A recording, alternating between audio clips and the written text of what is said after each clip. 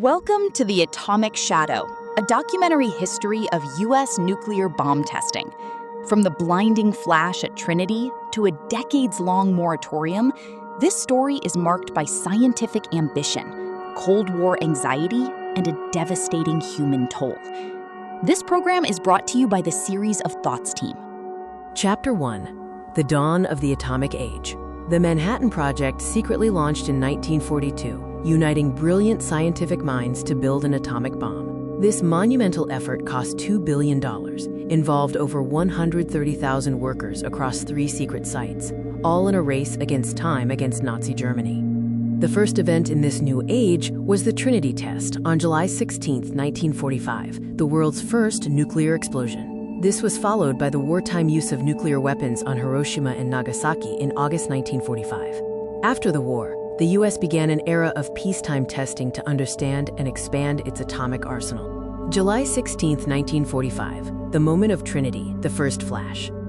In a remote New Mexico desert, J. Robert Oppenheimer watched the sky turn white, whispering, "Now I am become death, the destroyer of worlds." The testing era began with Operation Crossroads in the Pacific Proving Grounds at Bikini Atoll. The Baker underwater detonation scattered radioactive contamination, leading chemist Glenn T. Seaborg to call it the world's first nuclear disaster. With the dawn of the atomic age, the serene landscape of the Pacific became a target for the most powerful weapons in human history. The testing led to the displacement of the Bikini Islanders. They were asked to leave for the good of mankind, but were never given a true choice. Relocated and with promises of return unhonored, the Bikinian people remain displaced to this day.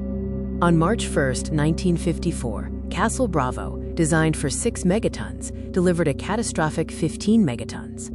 Radioactive fallout contaminated over 7,000 square miles of ocean. The explosion was 2.5 times its intended size, exposing the true danger of testing at scale.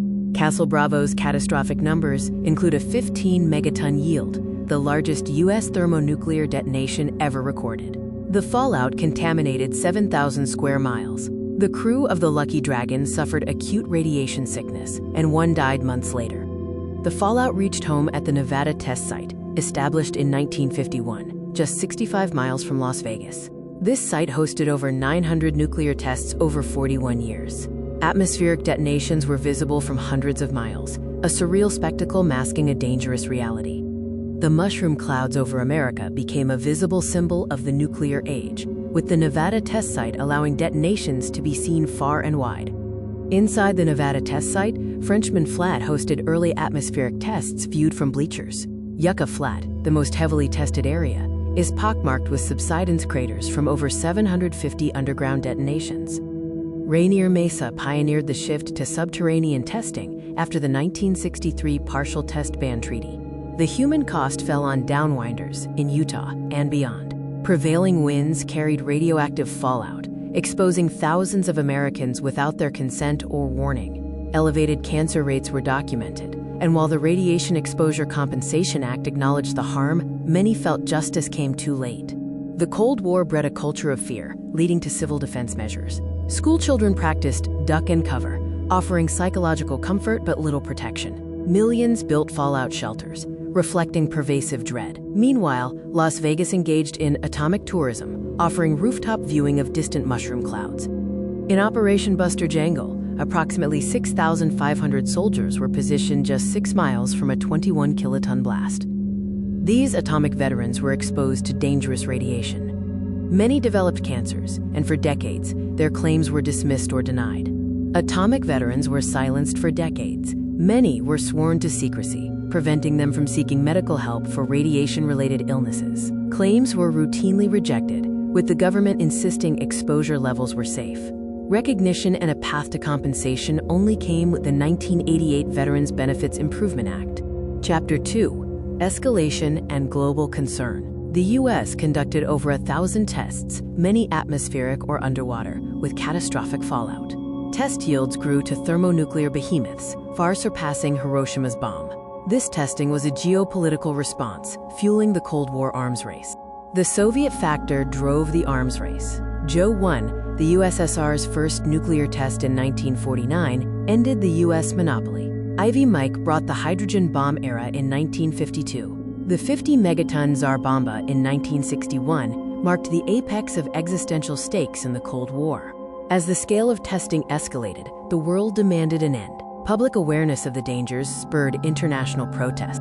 The Lucky Dragon incident and the resulting international outcry proved a turning point.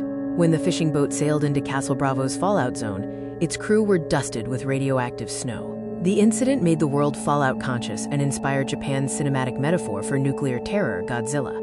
The crew of the Daigo Fukuryu Maru, just fishermen, became the human faces of fallout. They touched and tasted the white ash before falling ill. Chief radio operator Eikichi Kuboyama became the first Japanese victim of an American nuclear weapon since 1945, praying he would be the last. Dissenting scientists, including Linus Pauling and Albert Einstein, spoke out about the genetic consequences of fallout. Despite government suppression of alarming data to protect test programs, public concern grew, paving the way for arms control negotiations.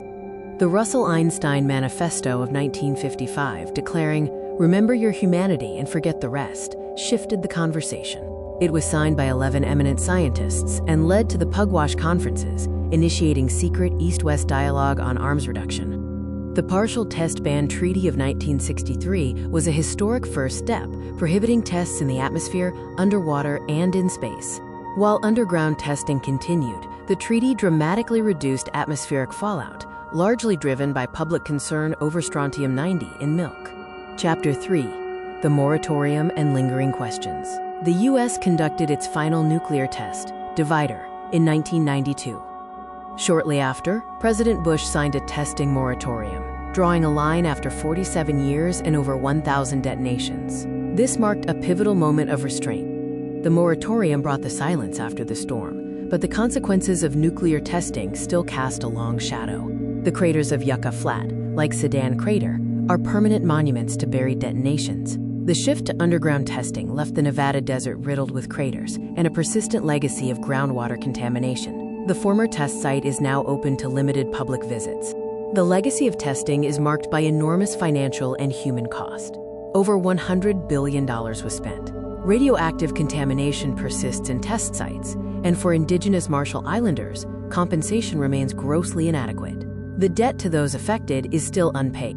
For the Marshall Islands, a paradise lost, the nuclear legacy is ongoing. The Runit Dome, holding radioactive debris, is threatened by rising seas. The Nuclear Claims Tribunal awarded $2.3 billion to victims, but only $150 million was funded, highlighting the scale of the injustice. Today, debate over resuming testing has reignited due to aging warheads and global tensions. Critics warn that modern simulation technology makes explosive tests unnecessary. Resuming testing would likely collapse the arms control framework and invite a new global testing race.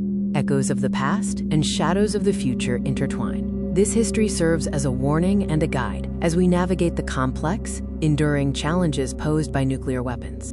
The reckoning remains unfinished. The nuclear testing program had a profound and lasting impact on science, geopolitics, and public health. The debate over testing highlights the tension between national security and the catastrophic harm nuclear weapons inflict. The atomic shadow persists, making the understanding of this history essential for the nuclear future.